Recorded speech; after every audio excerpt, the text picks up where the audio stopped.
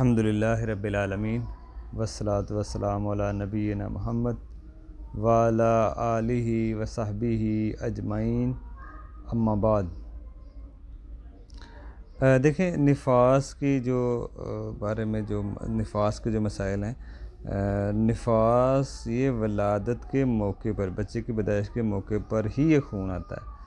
پہلے بھی ہو سکتا ہے، اور بچے کی ولادت سے یہ اس کا مسئلہ ہوتا ہے اگر درد کے ساتھ آئے۔ شرط یہ ہے، اگر پہلے مثال کے طور پر اگر یہ پہلے ہی آ رہا ہے ولادت سے، تو شرط یہ ہے کہ درد کے ساتھ آئے۔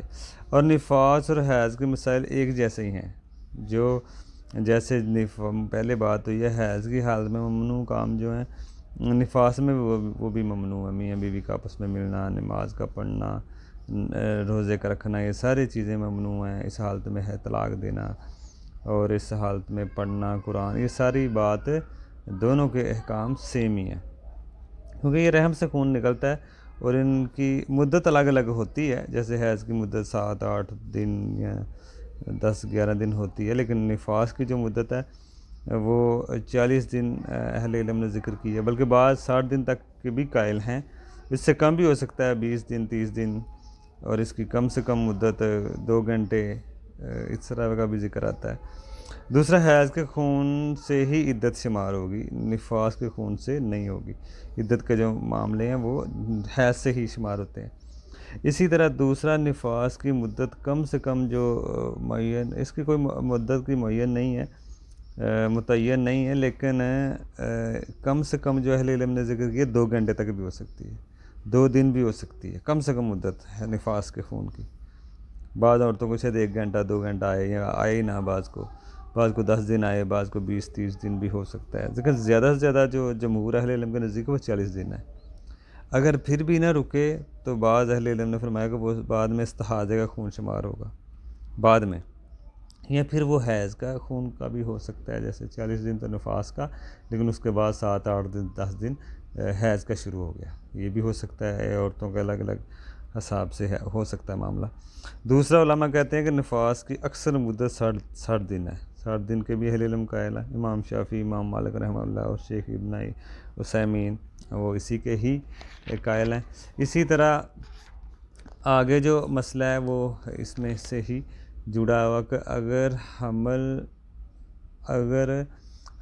عدت حمل سے پہلے وضع ہو جائے، یعنی کہ حمل اگر مدت سے پہلے ہی حمل اگر ہو جائے، مطلب حمل ہو جائے، وضع حمل ہو جائے، تو اس کے لیے مسئلہ یہ ہے کہ اگر یہ 4 ماہ کے بعد بچہ یعنی حمل ضائع ہو جائے 4 ماہ کے بعد، تو پھر سمجھ لیں اس میں روح ڈال دی گئی ہے، تو پھر نفاس کا حکم ہوگا، لیکن نفاس کا خون اس کو مانا جائے گا۔ لیکن اگر ابھی روح پڑی نہیں ہے، ٹھیک ہے نا، کیونکہ اس میں روح ڈال دی جاتی ہے، اور متفقہ طور پر علماء کا فتویٰ ہے 4 ماہ کے بعد جو بچہ وضع حمل ہوتا ہے تو اس کو نفاس کا ہی خون مانا جائے۔ اگر 40 دن سے پہلے ہو جائے، ضائع ہو جائے، تو پھر تو متفقہ طور پر فتویٰ یہی ہے علماء کا کہ نفاس کا خون وہ نہیں ہوگا، اور نہ ہی نفاس کے حکام ہوگے اگر 4 ماہ سے پہلے ہی بچہ ضائع ہو جاتا ہے، کوئی مسئلہ ہو جاتا ہے۔ لیکن اگر 40 دن کے بعد ہوتا ہے تو اس میں بہرحال مسئلہ یہ ہے، راجح قول یہی ہے کہ جب تک روح نہ پھونکی جائے تو نفاس کا خون نہ مانا جائے، لیکن جب روح پھونک دی جائے 120 دن ہو جائیں تو پھر نفاس کا خون ہی شمار ہوگا۔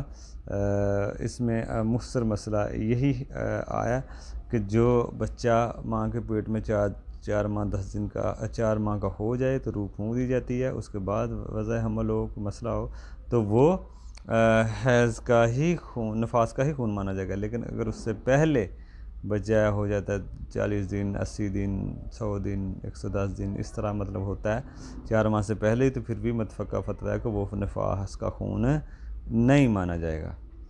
تو یہ بات آئی نفاس کے بارے میں۔